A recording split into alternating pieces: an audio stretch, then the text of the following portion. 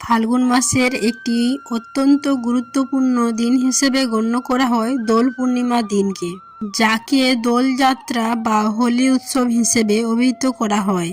এই বছর 2025 সাল 1431 বঙ্গাব্দে এই দোল পূর্ণিমার সময়কালীন থাকছে বছরের প্রথম চন্দ্রগ্রহণ। ফলে স্বভাবতই মানুষের মনে এই সংশয় রয়েছে যে তারা দোল পূর্ণিমার পূজা এই বছর কোন সময়ে করবেন। বন্ধুরা, আজ এই ভিডিওর মাধ্যমে আপনাদের সামনে ব্যক্ত করব যে 2025-এ এই দোল পূর্ণিমা কবে এবং কখন পড়েছে। দোল পূর্ণিমার দিন চন্দ্রগ্রহণের যোগ থাকায় কোন সময় দোল পূর্ণিমার পূজা করা যাবে। দোল পূর্ণিমায় কেন রং বা আবির খেলার কথা বলা হয় এবং সর্বোপরি দোল পূর্ণিমার দিন কোন কাজটি আমাদের অবশ্যই করা প্রয়োজন। আশা করছি দর্শক বন্ধুরা এই ভিডিওটি আপনাকে সমৃদ্ধ করবে।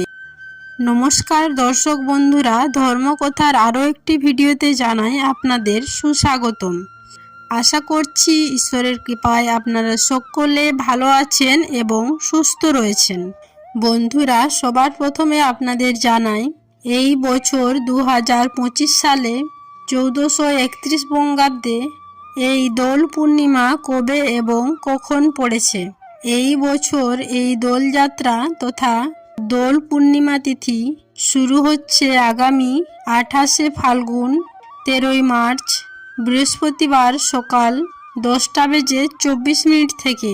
পূর্ণিমা তিথি বৃহস্পতিবার সকালে শুরু হলেও উদয়া তিথি মেনে দোল পূর্ণিমা পালিত হবে পরের দিন 29শে ফাল্গুন 14ই মার্চ শুক্রবার দিন।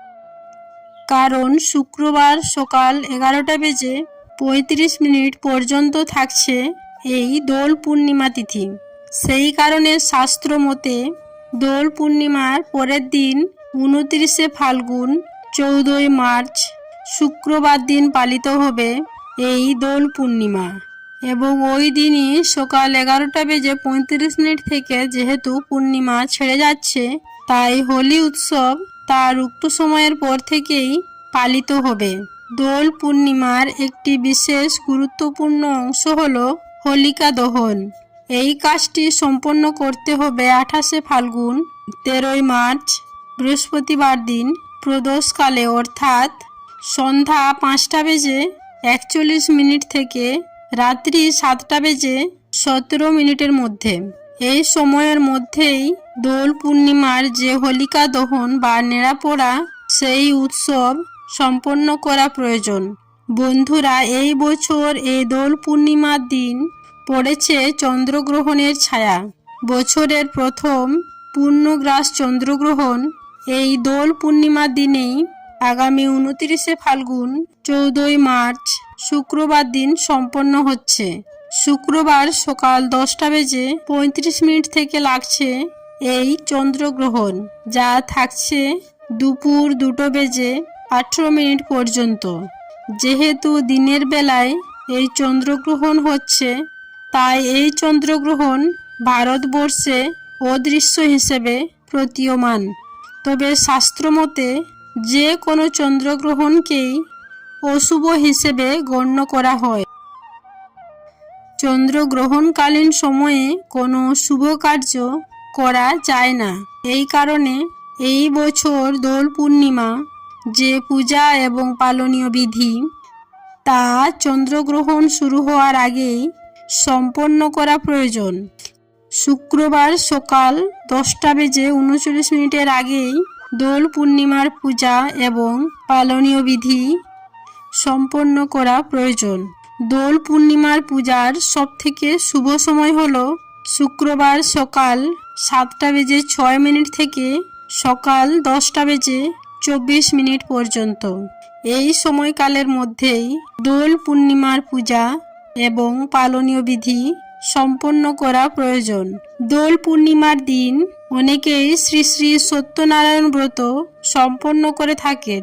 যদি আপনি বাড়িতে সত্যনারায়ণ ব্রত পালন করতে চান, তাহলে এই বিষয়টি আপনি বৃহস্পতিবার বা শুক্রবার উভয় দিনই সম্পন্ন করতে পারবেন।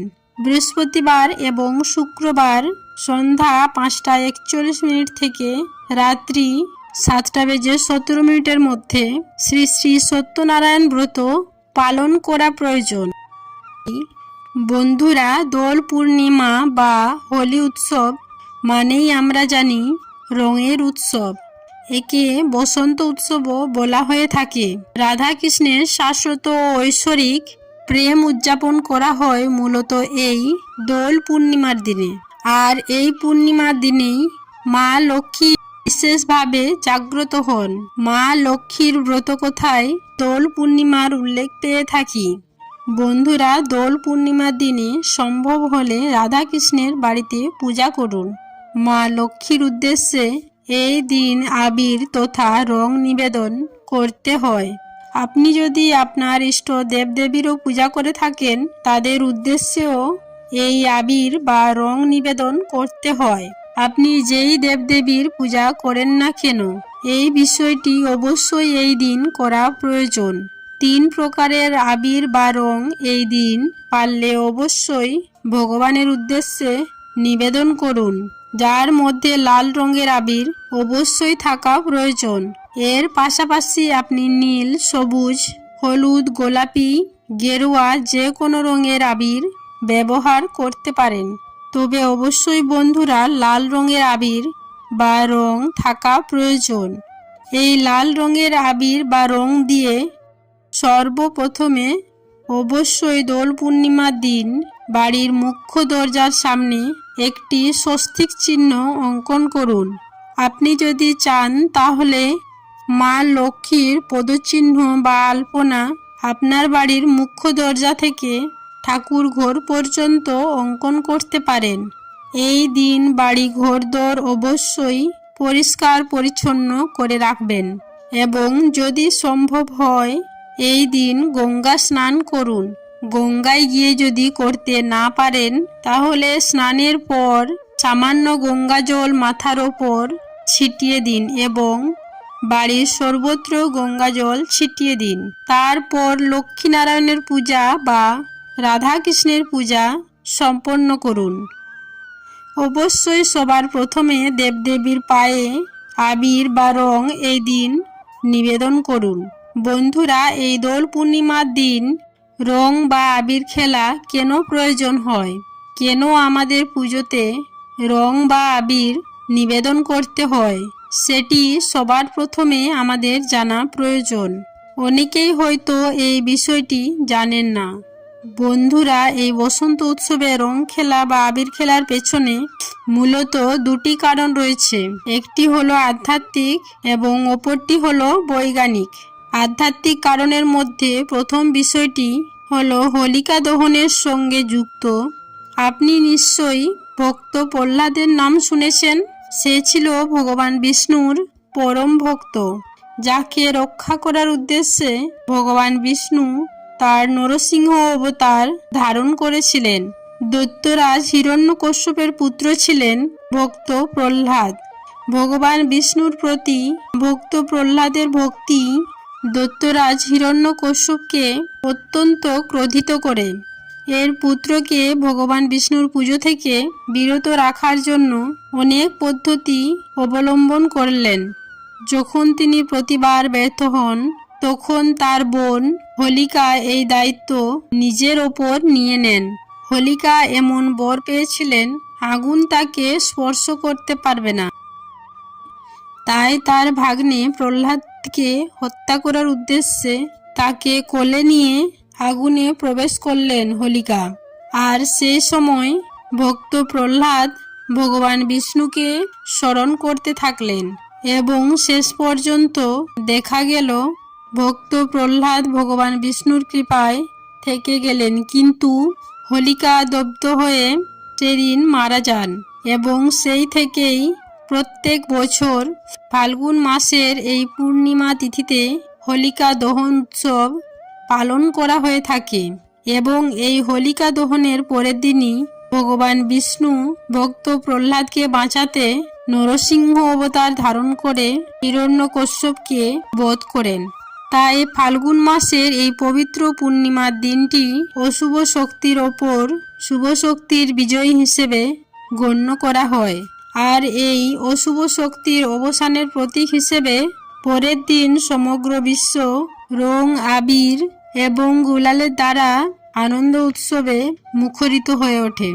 আর সেই কারণেই এই ফাল্গুন মাসে পবিত্র পূর্ণিমার দিনে পুরো বিশ্ববাসী বসন্ত উৎসবে মেতে ওঠেন। বন্ধুরা, পৌরাণিক এই ঘটনার পাশাপাশি আরও একটি কারণে এই দিনটি যথাযথ গুরুত্বপূর্ণ, আর তা হলো ভগবান শ্রীকৃষ্ণ এই দিন পুতনা নামক রাক্ষসীকে বধ করেছিলেন। এর পাশাপাশি এই পবিত্র দোল পূর্ণিমার দিনে বৃন্দাবনে ভগবান শ্রীকৃষ্ণ আবির নিয়ে রাধিকা ও অন্যান্য গোপিনীদের সঙ্গে রং খেলায় মেতেছিলেন। এই দিনে আবার মহাপুরুষ শ্রী চৈতন্যদেবের জন্ম হয়ে থাকে, যে কারণে এই দিনটিকে আবার গৌর পূর্ণিমাও বলা হয়ে থাকে। রবীন্দ্রনাথ ঠাকুর এই দিনে শান্তিনিকেতনে এই বসন্ত উৎসব শুরু করেছিলেন। বৈজ্ঞানিক দিক থেকেও এই সময়কালে রং খেলার যথেষ্ট গুরুত্ব রয়েছে, যেহেতু এই সময়কাল নতুন ঋতুর আগমনের সময়কাল। সেই কারণে এই সময়কালে মূলত বাতাসে বিভিন্ন ক্ষতিকর ভাইরাস, জীবাণু অতিমাত্রায় সক্রিয় হয়ে ওঠে, যা আমাদের শরীরের পঞ্চভূতকে প্রভাবিত করে।